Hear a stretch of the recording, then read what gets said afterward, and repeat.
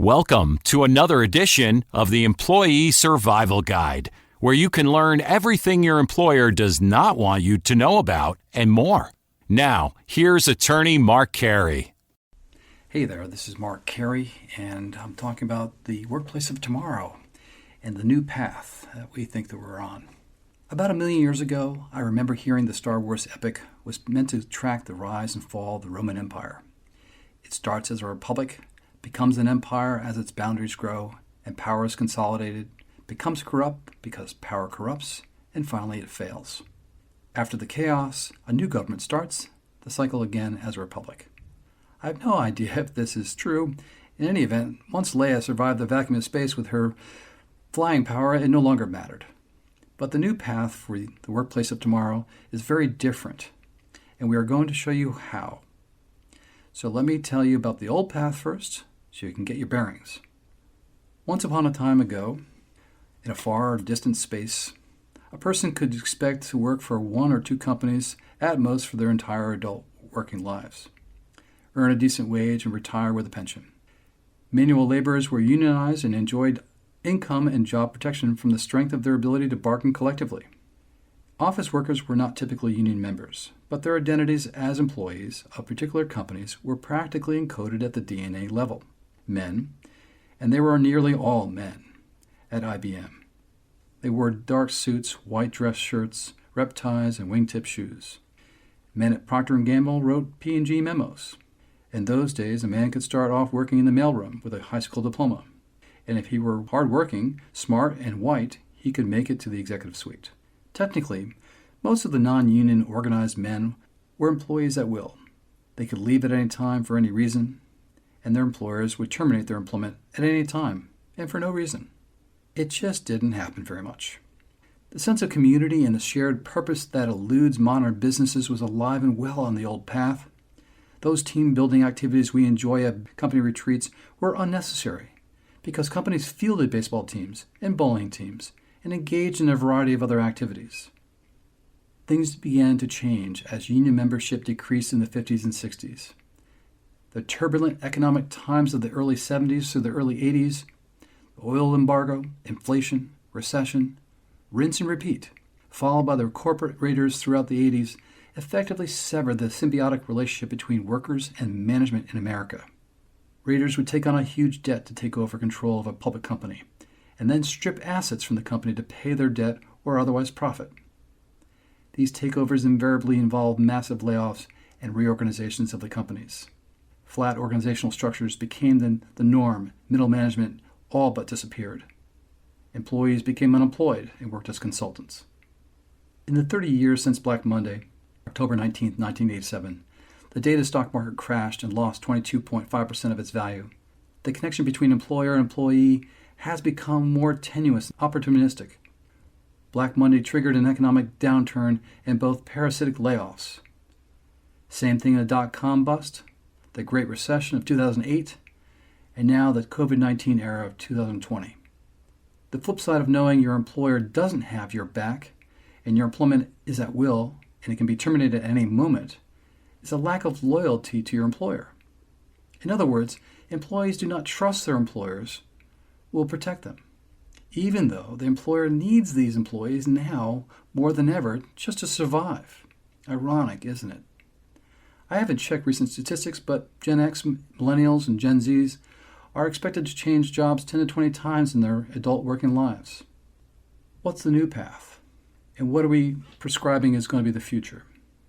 It's not going to be the at will, or employment at will, meaning that you can get fired at any point in time without any notice. The new path is going to be employment termination for cause, meaning that if you screw up your employment, or don't do your job correctly, or violate company policies, or violate state and federal statutes, you should expect to be fired. At our office, we don't employ people at the at-will basis. We employ them for termination for cause. And the reason there is because I wanted to create the trust among our employees to know that I got their back. And employers should seriously consider the current relationship they have with their employees. Employees are the backbone of each company, and their employers could not exist without them. Trust. That's what employees want right now, and presumably have always wanted it. Now that the blinders are coming off due to the COVID-19, employers must realize they cannot abuse employees and treat them like a number.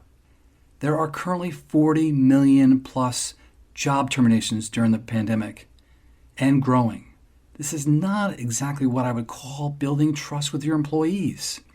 These recently terminated employees, your ex-employees, are real people of all races, backgrounds, have their own individualized emotions, goals, financial issues, just like you. They are you. If you give employees a real sense of security in their jobs, they will reward their employers tenfold with hashtag employee trust and increased EBITDA, aka profitability.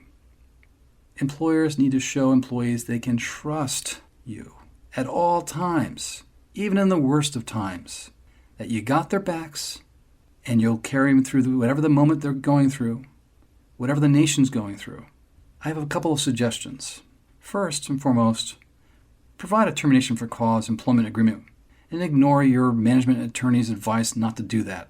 It's going to create the trust, and it's going to remove that just sickening feeling that you could be fired at any point in time, or that feeling when you're being set up by your supervisor and you know it's coming and then eventually it does come. It's not necessary. It's better to create a longer, more vibrant, trusting relationship, more transparency about what everybody wants in terms of what the management wants and what the employees want. The second thing would be make sure your employees feel confident they will not get sick when they come back to work from the pandemic.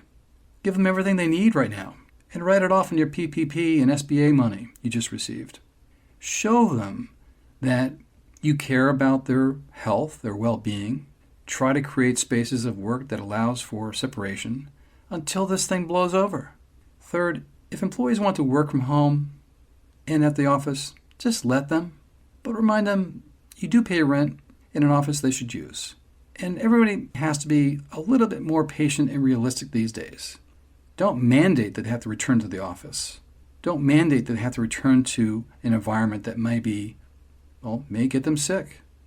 Fourth, buy them the necessary computer gadgets to work remotely, anywhere. Recent stories in the papers, college kids returning back to college are sitting in Maui with a laptop in a rental apartment with all their friends. Why can't we do that for our employees at work? Of course, most employees are working from home these days. The train station parking lots are empty. Fifth, build a sense of strong community experience amongst employees. Go beyond the usual pictures on the walls about commitment and goals. Just act like real people. Treat your employees like real people. Don't mislead them. Don't try to set them up. If you have problems with your employees or you're having problems with your business, tell your employees that. Don't cover it up.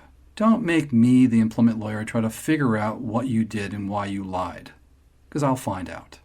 And if you did it because of an illegal means, such as age, sexual orientation, race, we're going to find out. You can't cover it up, because no defense counsel can watch your employer all the time, every single day.